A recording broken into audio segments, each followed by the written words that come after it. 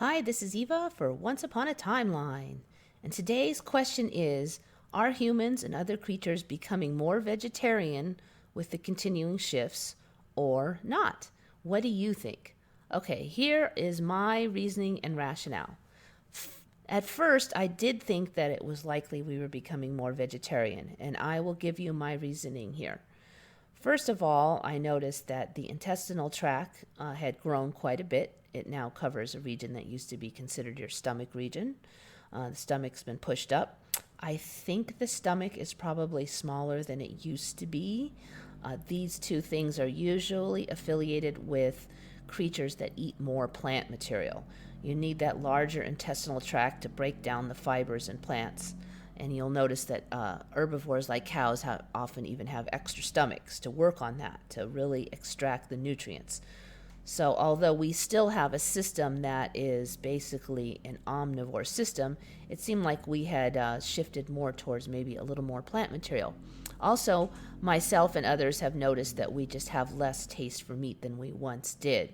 I used to really, really love a good steak. Now I just once in a while only. I don't want it all the time.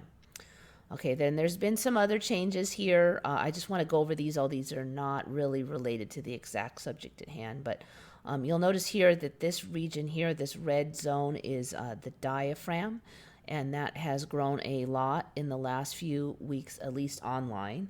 But I have also heard from one individual who is noticing that there's some unusual bumps on his chest region right here, that the bumps to me look like they are diaphragm shaped.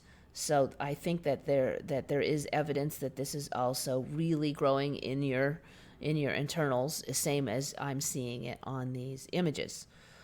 So good observation by that guy. He knows who he is. Very good observation. Okay, a couple other things here. This large intestine, I covered this a bit in a previous video. You can see here that this line that moves along the intestine here. You're seeing it in more and more images now, including this one. The appendix here, you'll see it in more images, and it's a longer thing. It's like a little worm now. It used to be just a lot shorter. Another thing I've noticed is this region down here at the bottom of the large intestine, that used to be kind of like a fat sausage. It has been for like the last year or so, getting a little bit longer, but now it's starting to get more of a squiggly shape. There's a lot of images just showing it pinched in at the bottom. So it's not just a sausage shape. It looks like it's specializing quite a bit more. You can see the heart is still getting bigger and pushing this lung to the side more and more. Okay, so let's look at some other images here. Okay, this image is interesting because the lungs look really long in this image. It's a little bit more like we used to see, but they're no longer symmetrical, and they are quite wide apart in these images. Let's see how this one was. See here, the space between the lungs has continued to expand since my last video. Look at all that space there. I also covered how the thymus is growing quite a bit in here, and that might be part of it, that you need more space here for the heart and the thymus as those expand. But another thing that's really interesting here is this region here has changed quite a bit. You can see that this now covers snakes around the throat on 3 out of 4 sides, and it's just getting a lot bigger in here. I've noticed a lot of changes, continuing fluctuation in the sound of my voice, and there are days when I don't even recognize my own voice. There's a lot more vibration in my voice now, and a lot of increased lower tones to my voice than I used to have. So I think there's really a lot of rapid change right here in the throat region. You can see here that the shapes down here for the bottom of this large intestine are different in this image than here. Now maybe that this image here might be that it's additional structures on top, but again, you see this strip along the large intestine. That's very new. And let's go to the next image here. Okay, and then there's a third look on this image compared to the last 3 for down here. I think that's this anal canal. I don't remember seeing that word before, anal canal. I think it just used to be rectum anus. I think that might be what's new. You can see the appendix is really long here, again with the strip on the large intestine. So the gallbladder, there's a lot of images showing the gallbladder now where they didn't used to. I'm not sure if that means anything, but anyway, so just a couple changes, and I just wanted to put one more image here of the thyroid gland. There seems to be a lot of change in here. Also, somebody else brought to my attention that some images show this long squiggly thing on the thymus that other images don't show, and they're saying that just what I read today is saying that this exists in some people but not others. So it's a variation. I never saw that before.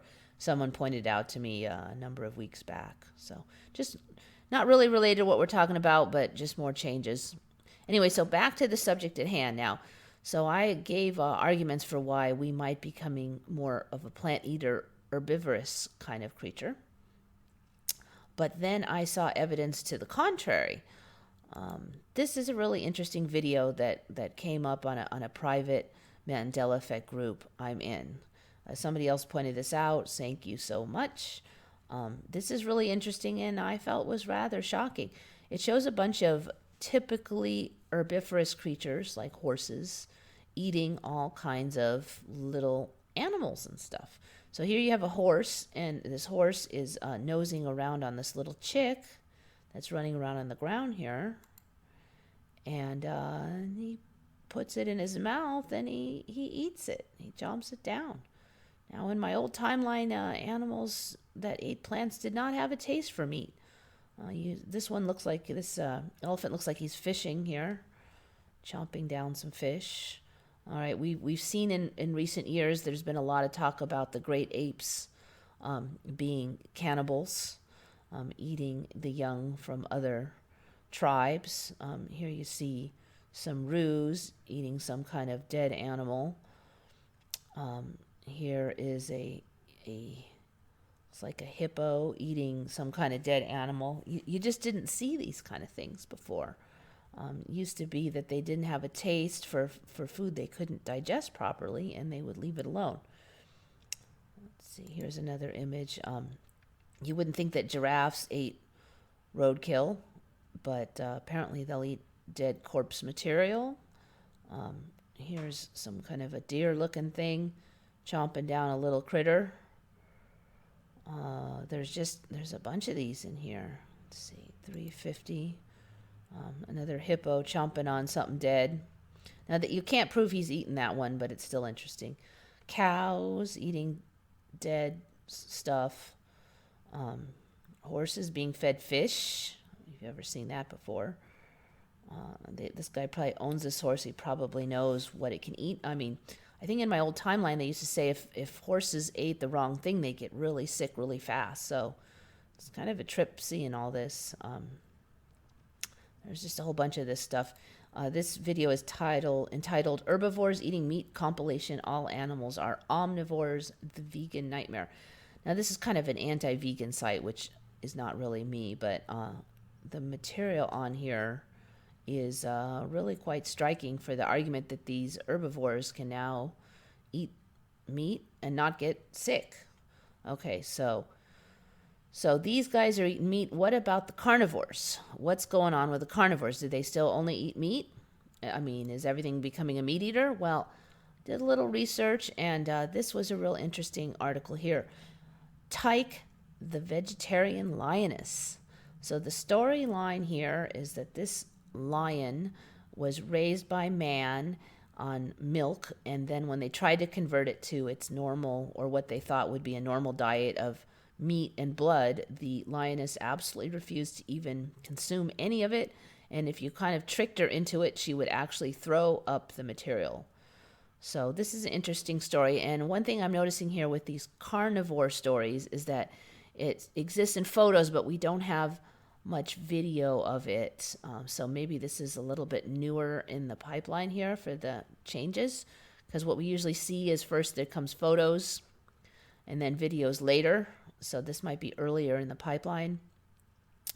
But basically they say that this lioness was friends with every animal, would not eat meat or blood, would get sick if it ate meat or blood, And ironically, this lioness's favorite friend was this little lamb named Becky. So that kind of harkens to the lion and the lamb Bible Mandela effect in a kind of weird way. So you see this little image of this lion laying down with a lamb. What a trip. Okay, so this little guy grew up and was a 9-year-old healthy lioness eating nothing but vegetable materials and grains.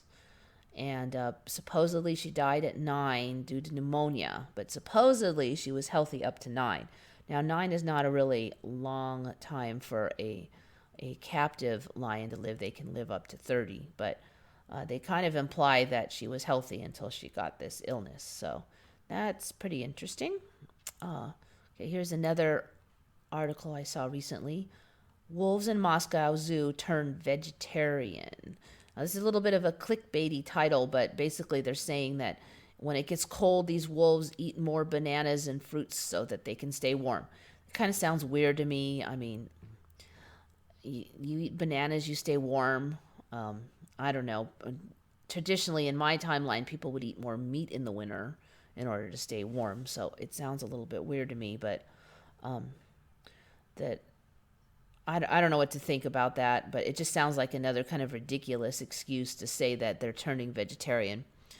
Okay, so these guys are omnivores, so it's not that weird, but here's another example of a carnivore turning vegetarian. So the storyline here is they have this large crocodile farm, and they ran out of meat source for a couple months, so they started feeding him plant sources just kind of as an emergency.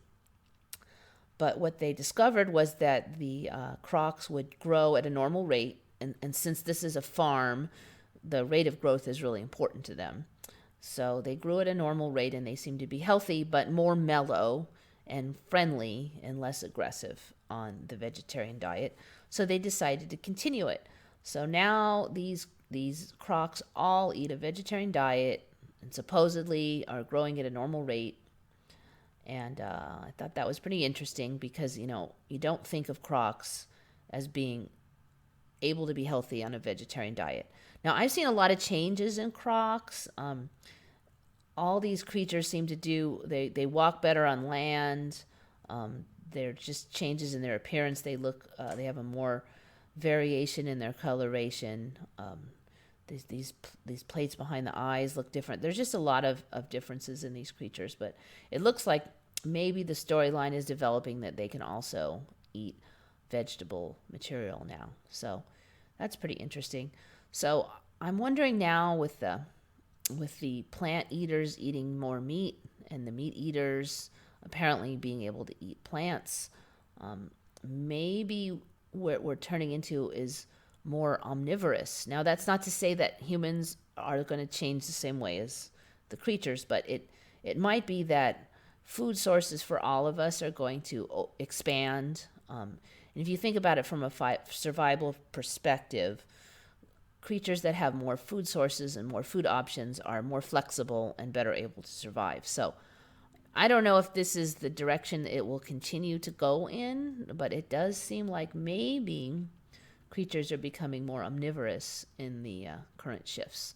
So what do you think? Have you seen anything like this? Have you seen some articles or anything that supports or refutes this?